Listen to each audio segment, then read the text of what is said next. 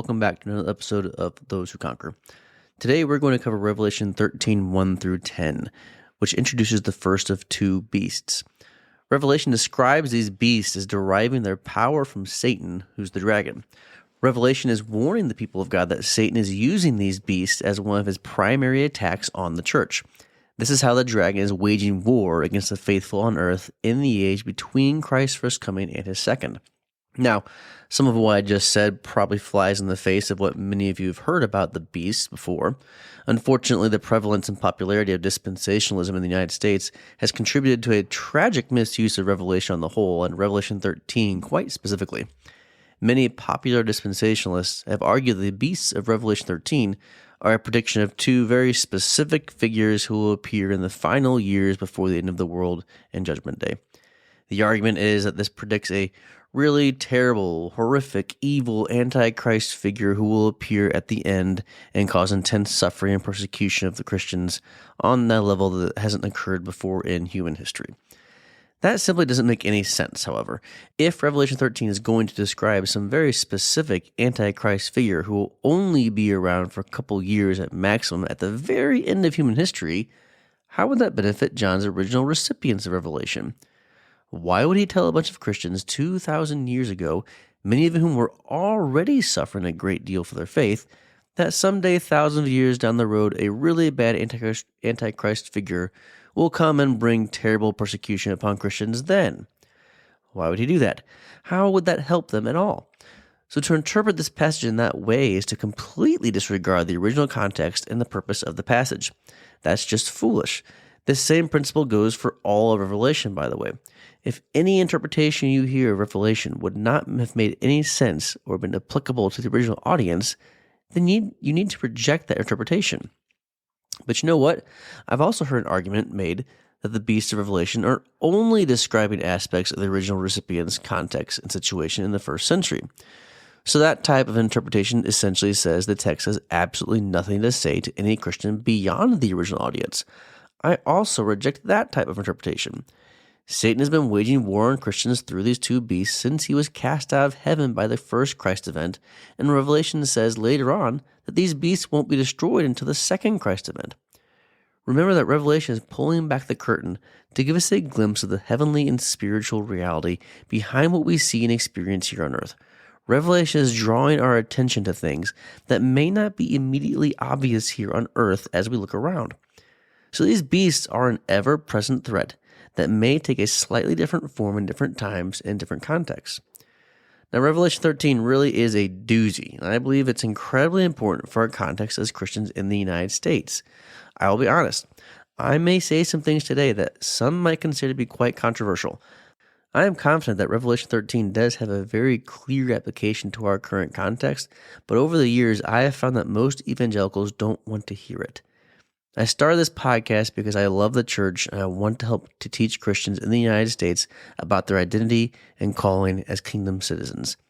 I just want everyone to know that I take this seriously. I do not say controversial or unpopular things just to be controversial or to get attention. I just love the church, and I want to warn the people of God to reject the deception of the culture and the state and to grow in faithfulness to the gospel and the kingdom. Now, before we dive right into Revelation 13, we actually need to take a small half step back into Revelation 12 again. These two chapters are intricately connected.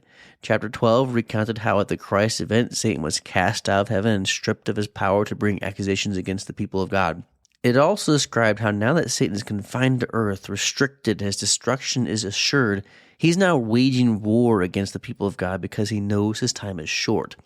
The last verse of chapter 12 said the dragon went off to make war on those who keep the commandments of God and hold to the testimony of Jesus, and then he stood on the sand of the sea. And now chapter 13 will describe what that dragon did from his position standing on the sand of the sea. Revelation 13, verse 1, "And I saw a beast rising out of the sea."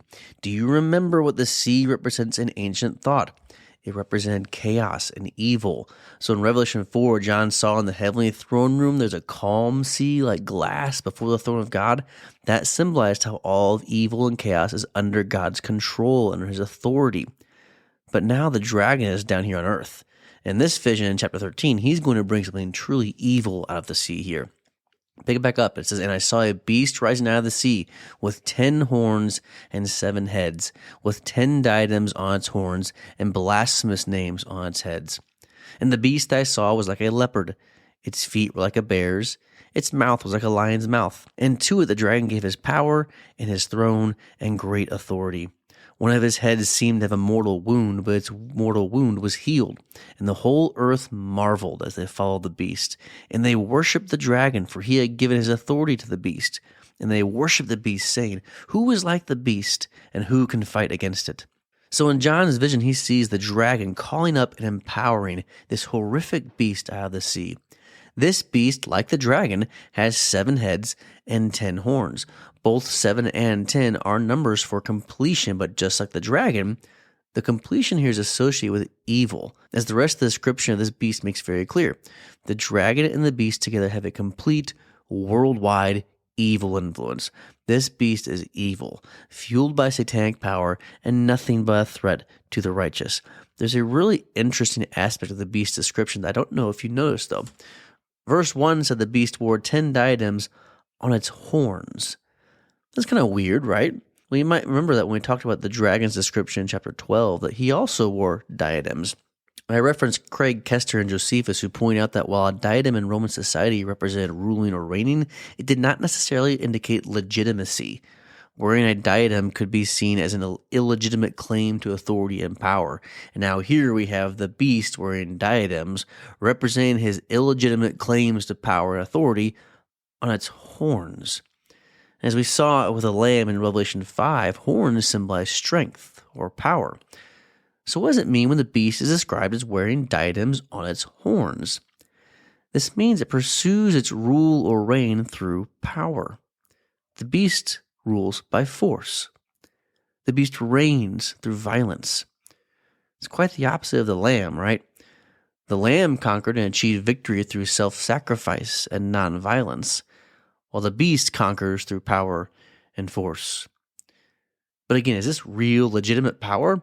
Does this beast have any real authority? Have you ever spent any time around one of those really yappy little dog breeds? There are some dogs out there that make the most noise, bark incessantly, show off their teeth, try to act all big and bad and intimidating, but don't seem to realize just how puny they actually are. My parents have had this little chihuahua for years who never stops trying to bark at me and scare me off every time I walk in the house.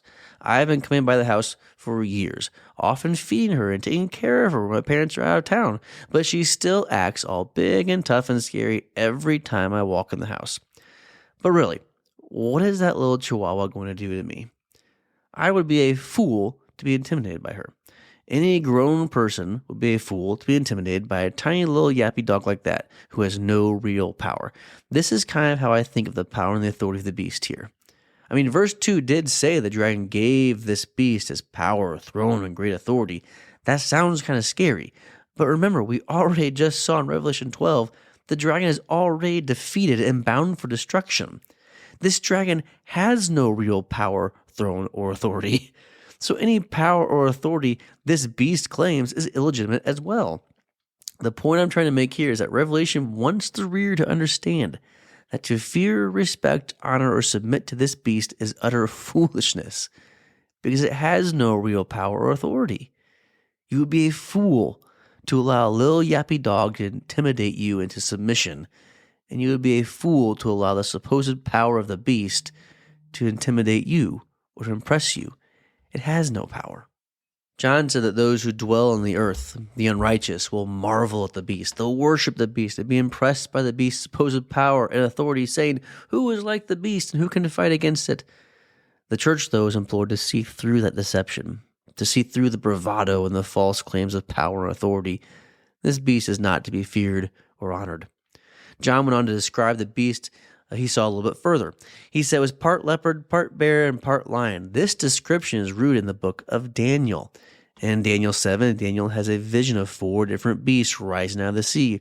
The first 3 beasts resemble a lion, a bear, and a leopard, respectively. The 4th beast was just described as a terrifying, grotesque, and exceedingly strong beast, different from the others and having 10 horns. The 4 beasts that Daniel saw represented 4 successive worldly empires that would predominantly rule over the known world and persecute God's people.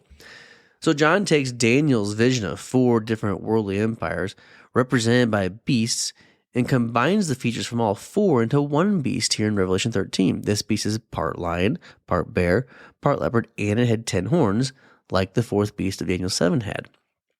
So what is he trying to communicate by combining all the features into one beast? I would argue he's trying to make the point that this beast represents all the empires, kingdoms, and nations of man that deceive and persecute the people of God. This isn't just Rome or any other specific singular nation or nationalistic leader. This is the satanic power and presence behind the nations and empires of the world. John also mentioned something kind of strange. One of the heads of the beast looked like it had a mortal wound, but its wound was healed. This beast even tries to imitate Christ. The difference is Jesus actually died and came back to life in defeat of death, and he will live and reign forevermore. Whereas this beast received a death blow by the work of Christ, and even though it appears to be victorious and recovered now, his ultimate destruction is still guaranteed to come. This beast is meant to be seen as the demonic power behind worldly kingdoms of men and the empires that deceive and persecute the church.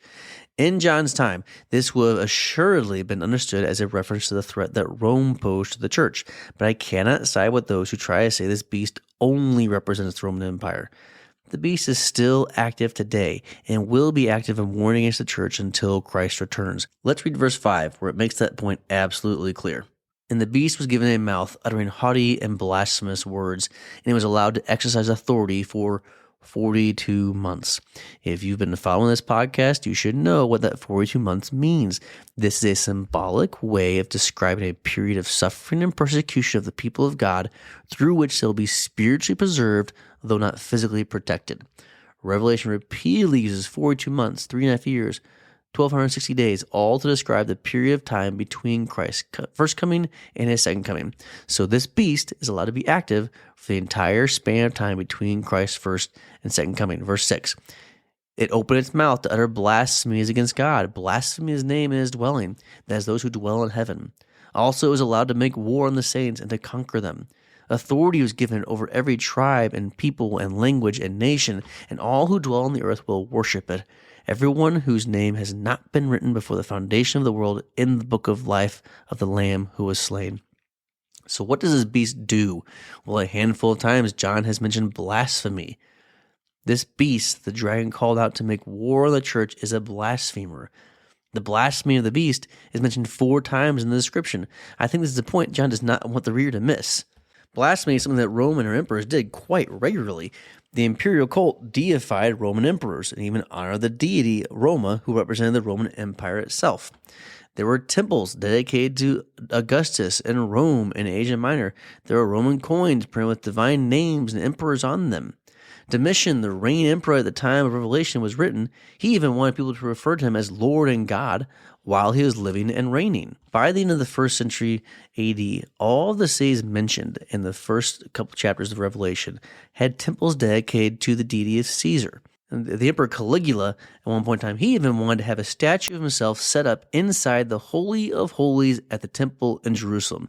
This never happened because he got assassinated before it could, but still, this reflects the reality and the nature of Rome, that they were blasphemers.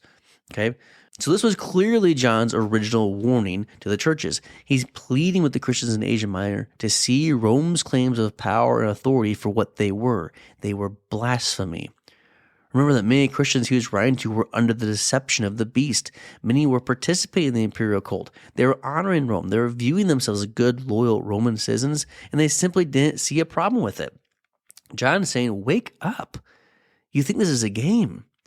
You think you can be a Christian and also be a good, loyal, patriotic citizen who gives honor, praise, and submission to Rome, but you're not just honoring Rome, you are worshiping the beast.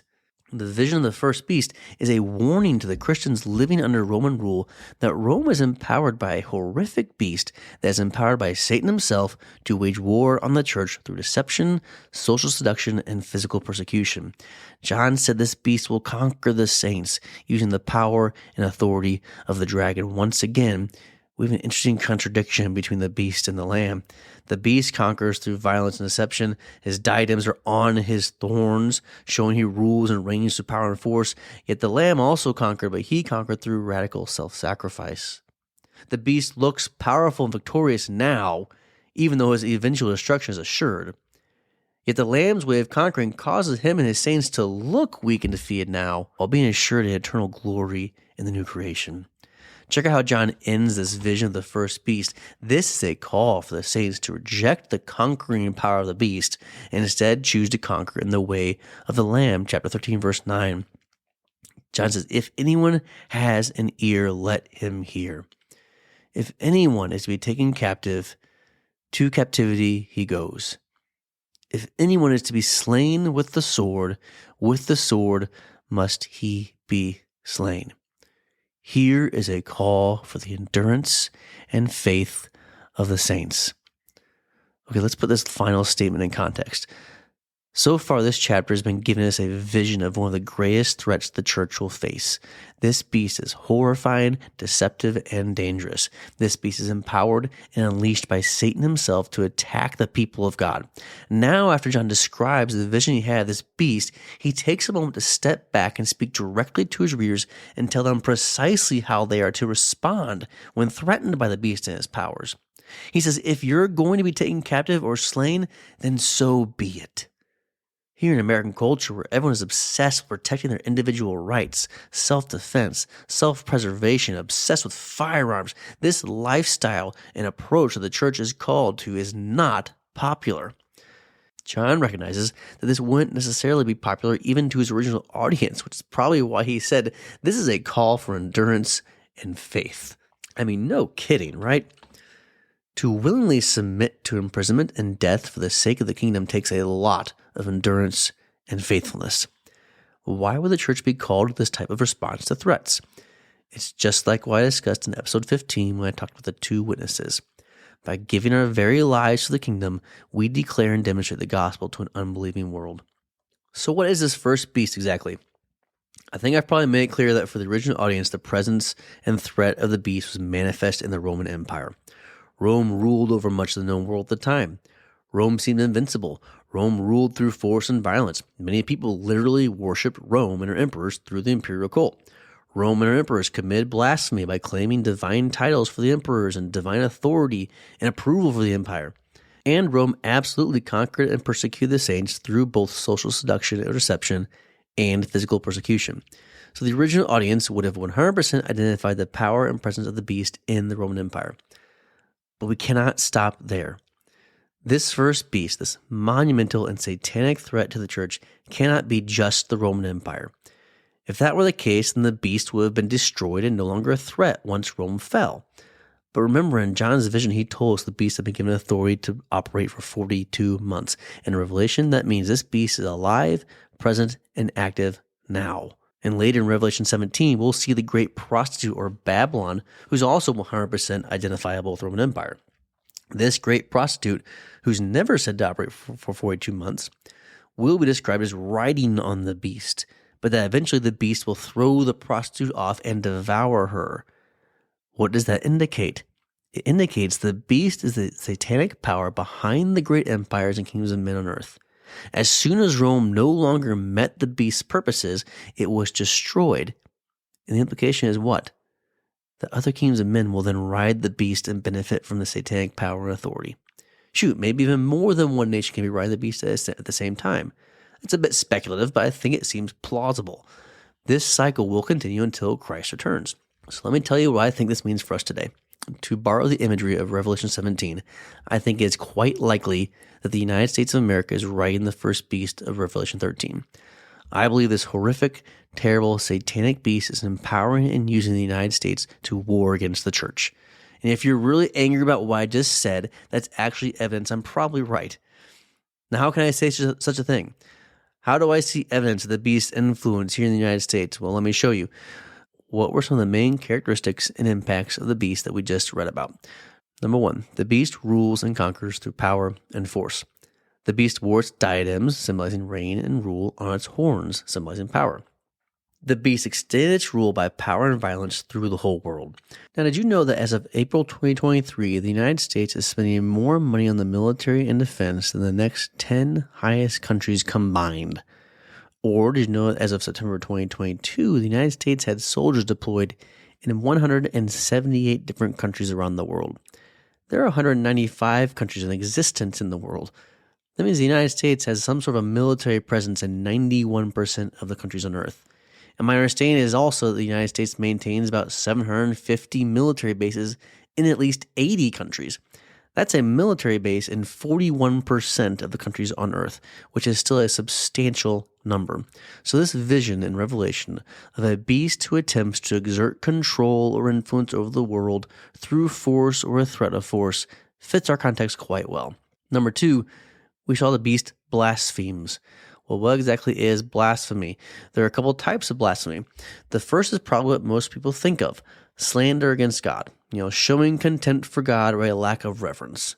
It's an outright affront to God. But blasphemy also occurs when someone falsely claims to speak for God or to possess his authority. In Matthew 9, Jesus forgave the sin of a paralyzed man, and Jesus was accused of blasphemy because he claimed to have the authority to speak for God. The scribes were misguided because they failed to recognize the presence of God right in front of them, but they were not wrong about their definition of blasphemy. It stems from the third commandment against taking the Lord's name in vain. That commandment was concerned with the misuse of God's name. Blasphemy is to misuse or misrepresent God's character or purposes in a vain, ignorant, or irreverent way. Any misuse of God's name or purposes is taking his name in vain and could be blasphemous. Misrepresenting God is to misuse his name and is blasphemous. So whereas Rome was guilty of blasphemy for outright opposing God, claiming to be gods themselves, it could also be blasphemy to claim that God's protection or concern is focused on one nation over another, to claim that any policy or action by any empire of man is God's will. And basically, from the foundation of the United States, this country has claimed God's approval and support. Countless people have thought of America as a Christian nation. Countless people today still think of America as a Christian nation, or at least they have as a goal to see American society reflect what they would call a Christian nation. This country has evoked God's name and claimed his support in basically every war it's ever been involved in.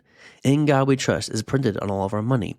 There's a satanic deception in this country that claims God has some sort of special concern for the prosperity and expansion of the United States. All of this is a misuse of the name and character of God, and I believe it is blasphemy. Because, and to risk committing blasphemy myself, I really don't think God has a special concern for the prosperity and expansion of any kingdom of man. I think he's far more concerned with the expansion of the kingdom of God. The expansion of the gospel and the kingdom of God is not dependent upon the success of any earthly kingdom of man, not even America. And I would argue to evoke God's name and claim his approval of and support for the United States is blasphemous, and this happens quite often in this country. So yes, I do see the beast blaspheming God through the United States. Number 3, we saw the beast persecutes the church. So is the church being persecuted by the United States? Yes, 100%. I have talked before about how persecution of the church is not limited to physical mistreatment, being beaten, cursed, arrested, fired from a job, killed, that kind of stuff. Persecution from Satan also involved deception and social seduction. Satan doesn't have to maim you, imprison you, or kill you to persecute you. He just needs to get you so complacent and comfortable that you won't pose any sort of a threat. Through the beast, he will persecute the church both physically and through deception and social seduction. This was clearly the case in the original context of Revelation. If you read Jesus' messages to the 7 churches in chapters 2 and 3, it's clear in some places Christians were faithful to the kingdom and they were physically persecuted. In some seas, the Christians had little power. They were poor. They faced economic insecurity as a result of their faithfulness. They suffered relational rejection and slander. Some even faced imprisonment and death. In other cities, the Christians were quite comfortable and complacent. They were not physically persecuted because Satan's social seduction and deception had duped them into living lives that were not faithful to the kingdom. They thought, so what if we claim Christ but also worship and honor the emperor in Rome? I'm just being a good, patriotic Roman citizen. What's the big deal? They were happy, comfortable, wealthy, and complacent. These believers absolutely were persecuted. It's just the persecution they suffered was through social seduction and deception. Revelation is trying to awaken those deceived believers to the truth and call them to true faithfulness and fidelity to the kingdom. I believe that Satan and the beast are attacking and persecuting the church in the United States through deception and social seduction. I've talked about this before, but I think it needs to be repeated. I think a large percentage of evangelicals in this country are being blinded by the deceptive seduction of American culture. By and large, we care far more about American values than we do about kingdom values, and we're often too deceived to recognize the differences between the two. So many who claim Christ are obsessed with the pursuit of top-down political power and influence, while mistakenly believing that God needs Christians to obtain political power to pass legislation, enact policy, win Supreme Court rulings, and elect presidents and congressmen. But is that really how the kingdom spreads, or how our king conquered? So many who claim Christ are obsessed with protecting and furthering their individual rights. But didn't Christ conquer by laying down his rights to embrace his identity as a suffering servant who sacrificed his life as a ransom for his enemies? So many who claim Christ are walking around wearing shirts that say, "I love Jesus and America too," but may not realize that according to Revelation 13, that simply isn't possible. And they may actually just be loving and worshiping the beast instead of Jesus. There's this fairly well-known painting by John McNaughton called One Nation Under God. It depicts Jesus holding out the Constitution of the United States while surrounded by a bunch of founding fathers. It's this idea that the United States has some sort of special place in God's purposes, that the United States is his chosen nation, that he has some sort of special affection for the United States, or that he intends to bless and prosper America materially if she follows him. All of this is a satanic lie from the mouth of Satan. It's the work of the beast intended to persecute the church and deceive people into giving their allegiance and worship to Satan. Remember, Satan has been cast down to earth where he knows his time is short. He's raging and warring against people of God. That's what Revelation 12 showed us. Do not be deceived into thinking that since Christians in this country aren't being killed, that we must be safe from Satan's attack. The church in the United States is under a massive, sustained attack. Many are so blinded by the deception, by the wealth, and the comfort of our society that they can't see it for what it is. And Revelation is pleading with you to wake up. I don't see how we can possibly interpret the first beast of Revelation 13 in any other way. And to be clear again, I'm not saying this beast that John saw only represents the satanic power behind the United States. The beast represents satanic power behind the kingdom of man, period. Specifically kingdoms and empires of great power and authority on earth. For the original audience, it was Rome.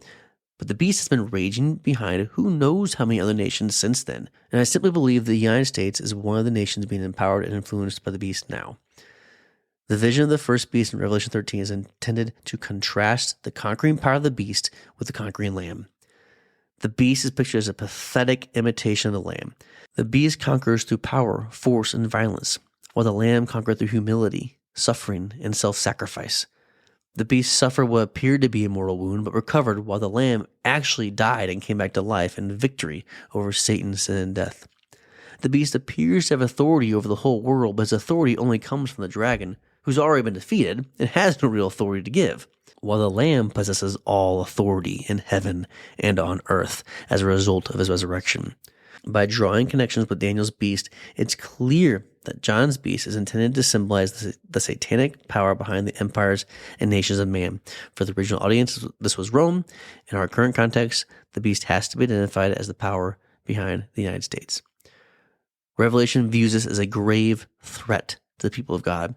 But I've spent my entire life in the American Protestant church, and by and large, I have witnessed the people of God in this country worshiping America and the beast rather than resisting the beast's attacks and deceptions. I've seen far too many Christians who think they can love and serve Jesus and also love and serve America, but that is a dual allegiance that Revelation says is not possible. Verse 8 just said, all who dwell on the earth will worship it. Everyone whose name has not been written before the foundation of the world in the book of life of the Lamb who was slain. Apparently, there are only two categories of people, those who are loyal to and worship the Lamb, and those who are loyal to and worship the beast. This should make you uncomfortable. This should make you look very carefully at your values, priorities, and allegiances. This should make you pray very intently for the Spirit to reveal any unhealthy allegiances in your heart. You must ask yourself, who can claim your loyalty and allegiance? The beast or the Lamb? Next time, we're going to cover the second beast. For now, though, please heed John's plea in verse 10. This is a call for endurance and faithfulness. Recognize the beast for what it is and resist him. Go out there and conquer.